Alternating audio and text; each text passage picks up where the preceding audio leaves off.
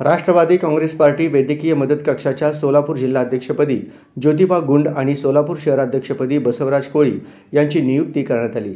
या नियुक्तीचे पत्र वैद्यकीय मदत कक्ष महाराष्ट्र राज्याचे अध्यक्ष जितेंद्र सातव व महाराष्ट्र राज्याचे राष्ट्रवादी काँग्रेस पार्टी मुख्य प्रवक्ते उमेशदादा पाटील यांच्या हस्ते देण्यात आले। उपमुख्यमंत्री अजित पवार, प्रदेशाध्यक्ष खासदार सुनील तटकरे, महिला प्रदेश अध्यक्षा रुपाली चाकणकर यांच्या मार्गदर्शनाखाली या निवडी करण्यात आल्या। शासकीय विश्रामगृहावर झालेल्या पक्षाच्या बैठकीत या निवडी जाहीर करण्यात आल्या।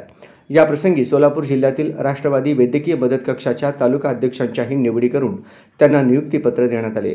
राष्ट्रवादी काँग्रेस पार्टी वैद्यकीय मदत कक्षाचे नवनियुक्त पदाधिकारी याप्रमाणे: सोलापूर जिल्हा कार्याध्यक्ष रमेश शिंदे, मोहोळ तालुका संपर्क प्रमुख महेश शिंदे, सांगोला तालुका अध्यक्ष अजय उबाळे, पंढरपूर तालुका अध्यक्ष श्री विक्रम गायकवाड, माढा तालुका अध्यक्ष प्रवीण पवार, सांगोला शहर अध्यक्ष बापूसाहेब देवकते, महूद तालुका सांगोला आरोग्य विभाग अध्यक्ष विनय पवार, मोहोळ तालुका अध्यक्ष सारंग गायकवाड, मोहोळ तालुका उपाध्यक्ष धनराज चंदनशिवे।